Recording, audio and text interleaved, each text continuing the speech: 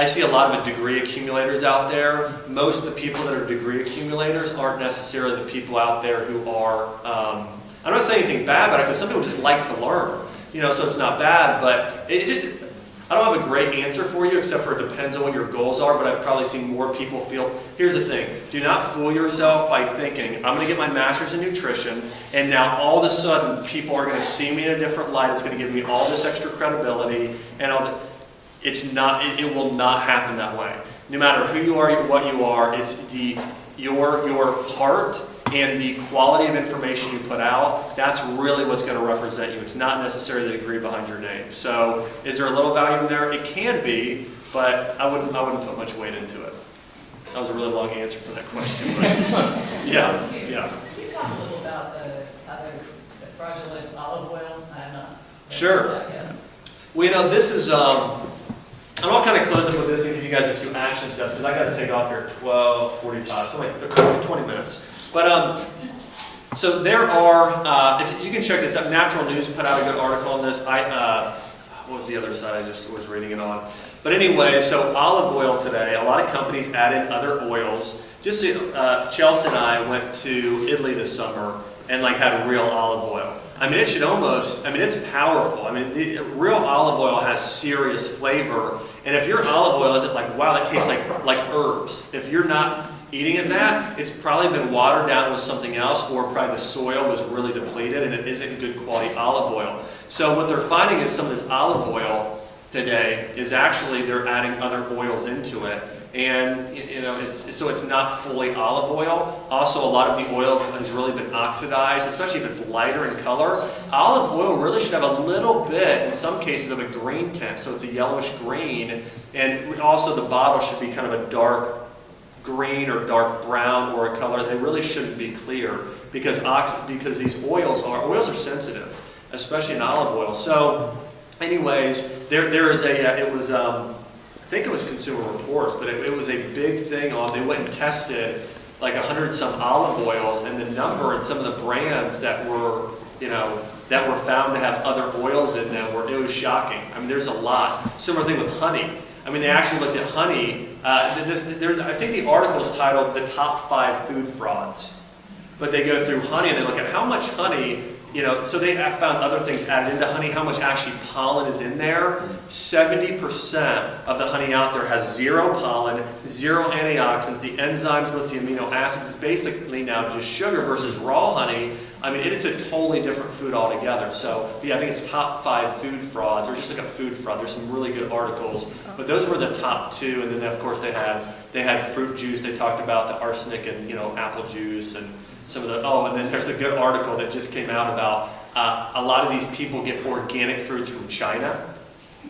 Well, it's they're finding that these standards in other countries, especially China, they're not our standards. So they say it's organic, and they can put it in health food stores, even Whole Foods, and say organic. But what they're doing in Mexico and what they're doing in China, it's not always being, the standard's not always there. So it was a good article.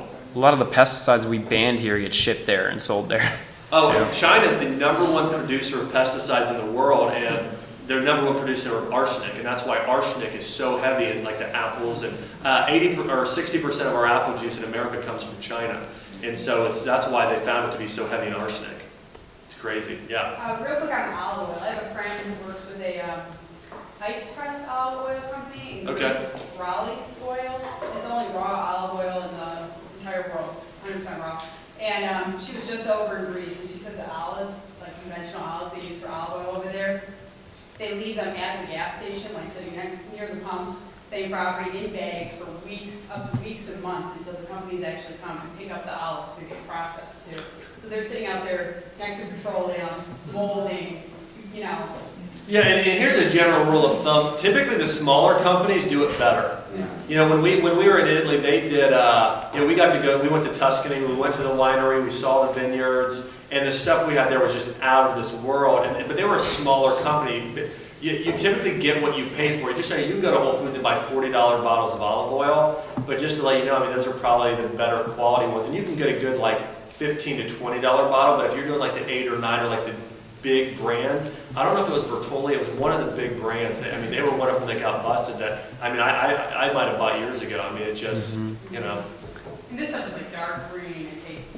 Oh, it's dark green. Yeah, if you have raw olive oil, again, you're like it tastes like just fresh herbs in your mouth. It's different. So, all right, well, let me close up with this, and then I'll hang out here for just another 10 minutes with you guys. But again, I would just encourage you guys to, you're going to be out before you know it. And I will tell you from just being out, I haven't been out that long, you know, I've been out about 5.5 years now. And there are people that I was friends with in chiropractic college that are rocking it. I know one girl who's in Columbus, Ohio, Katie Benson. She's just killing it in practice, doing awesome. I've got another friend, Brian, up in New Jersey, and he's doing great. But there's a lot of people that there's some. I'm not trying to. You guys hear this all the time, so this isn't me coming and saying some people aren't chiropractors anymore, so be worried about it and fearful and all that. I mean, but the truth is there are some that aren't, and there are some that are just doing okay. But the more prepared you can be coming out of school, I'm just telling you, it is so valuable, because when you get into practice, a lot of times you guys feel like you don't have time now. But I remember being in practice and saying, I thought I didn't have time in chiropractic college. Now I don't have any time. And so, you know, I would really work on getting those 2 presentations together that I talked about and write out action steps. So don't get overwhelmed, like I got to do this, this, and this. Number 1, okay, what is let me get some nutrition resources ready for my patients that I'm not going to see for 2 years, but let me get those ready now. What are my handouts going to be? Okay, what are the PowerPoint slides I'm going to do, or what's my presentation outline? Okay, I'm going to start a blog. Let me write down, I'm going to talk to Kevin, that's step 3, and I'm going to help get this WordPress and get this set up. What are my strengths? Okay, I know that I have a passion for fitness and for athletic nutrition. I'm just, you know, whatever, just athletic nutrition. And so I'm going to read some extra books on this. I'm going to create some content for this. And this is what is going to be my, you know, ChiroFit. I don't know. I mean, that's, you know, whatever it's going to be there. And then, you know, and then set up your faith. Just write out. Take time after today. Really write out those action steps and figure out again what that passion is, and then start getting educated on those things, creating those resources, and being prepared now. Because again, when you get out, you want to be prepared so you can just get rocking. Whether you're going to be an associate or an independent or or just open your own, you want to be totally prepared now and ready to rock. So again, I see a lot of people wait until I'll ask them, and they'll be like 13. What are you doing?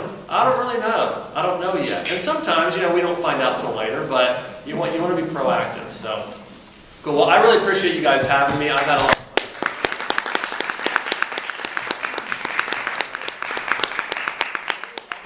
Just a few more minutes to answer questions. And again, if you guys need to get a hold of me, you can get my contact info from Kevin. And happy to answer any questions you guys have. So thanks. Thank you.